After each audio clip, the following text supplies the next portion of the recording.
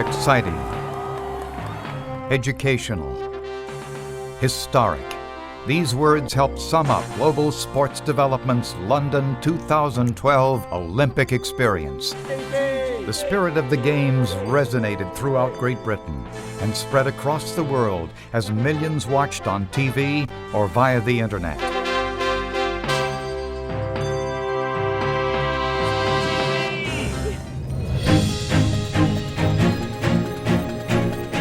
In the middle of it all were the many special events carefully orchestrated by Global Sports Development with the help of their generous partners and sponsors. Beginning with the week leading up to the opening ceremonies, the Symposium on Healthy Sport and the Legacy of Doping was moderated by Dr. Stephen Ungerleider, trustee of Global Sports Development and internationally known author of numerous books and articles about drug-free sports. The prestigious panel included Olympian medalists, along with members of the World Anti-Doping Agency, the agency recognized by the International Olympic Committee for its work on this issue. Among them was Becky Scott, the Canadian Olympic medalist in cross-country skiing. In 2002, Becky finished third to win a bronze medal. 2.5 years later, she was upgraded to gold after it was discovered that the gold and silver winners tested positive for performance-enhancing drugs. It's the ultimate dream is to go to the Olympic Games, and to win a medal there is just, it's magical. But to do that using prohibited means or illegal drugs or performance-enhancing substances, it would never be the same. It would be the equivalent of running one less lap on the track and finishing the race first. It just doesn't make any sense, and the feeling could never be the same as if you did it on your own. Continuing to educate Olympians, coaches, students, and members of the media, a second seminar was held to screen and discuss the latest comprehensive documentary on the history of doping and the Olympics, The War on Doping.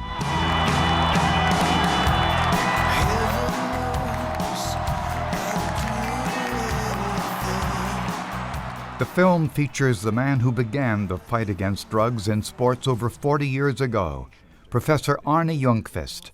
His endless efforts to stop the use of drugs by athletes is driven by a genuine concern for future generations.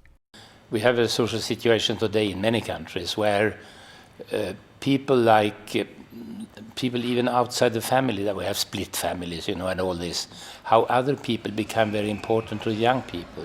Could be sports leaders, and we know in particular major sports stars are role models for so many young people, of teenagers and even beyond that. So if they are drug takers, then we have a real problem in making those young people understand what a healthy lifestyle means.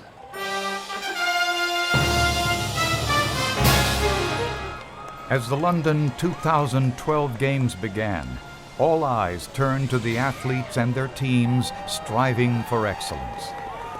Global Sports Development used this time to make headlines by honoring Sir Philip Craven, an International Olympic Committee member and one of the founders of the modern-day Paralympics.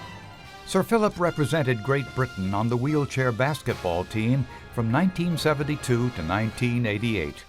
Because of his exemplary work in the sports world, Sir Philip was presented this year's Global Sports Development Humanitarian Award, along with a check for $100,000 to continue to introduce young athletes into the Paralympics movement. The ceremony was attended by fellow Olympians, along with distinguished members of the International Olympic Committee. University College London provided the perfect backdrop as it hosted several cultural organizations, including a traveling exhibit of artworks created by 33 different Olympian artists from the Art of the Olympians Museum and Gallery located in Fort Myers, Florida.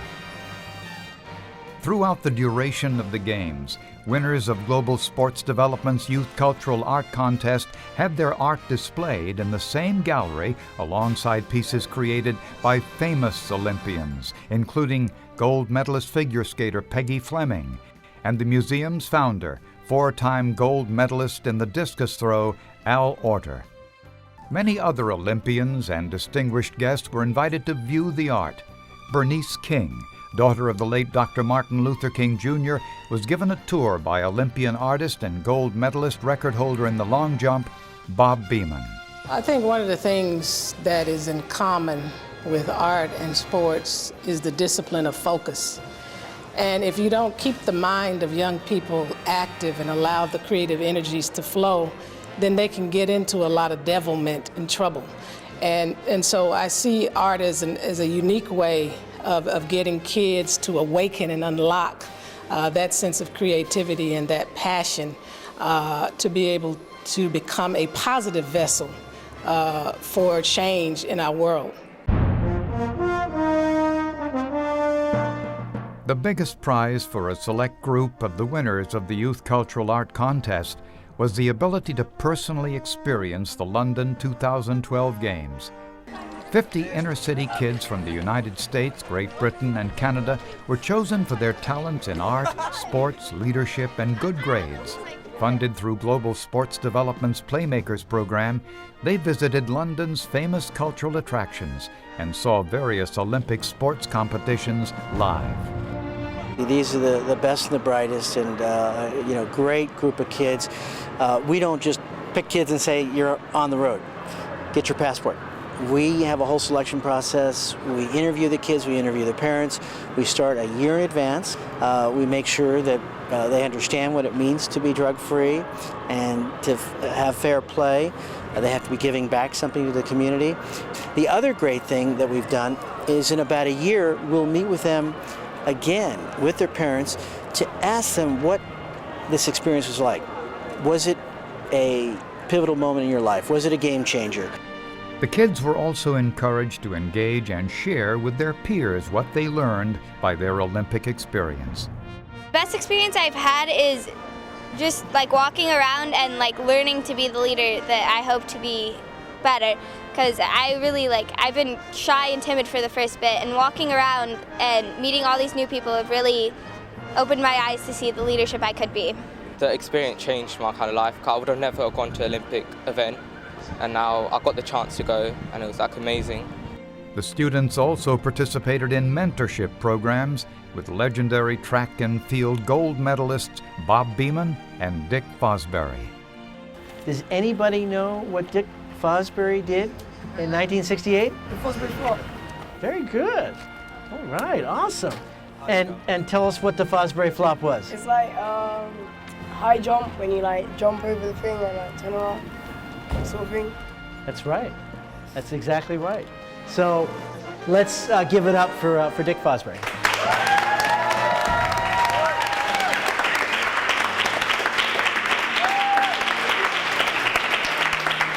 Thank you, everyone.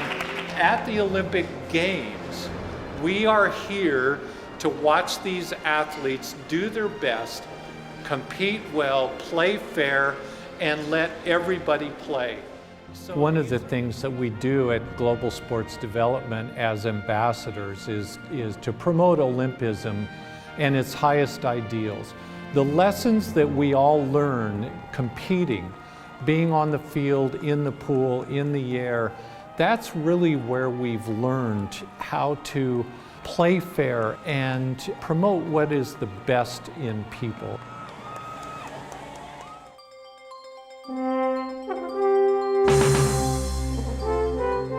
There's nothing like the human spirit's desire for achieving success than what is witnessed at the Olympic Games. It's the culmination of an athlete's years and years of dedication to their sport.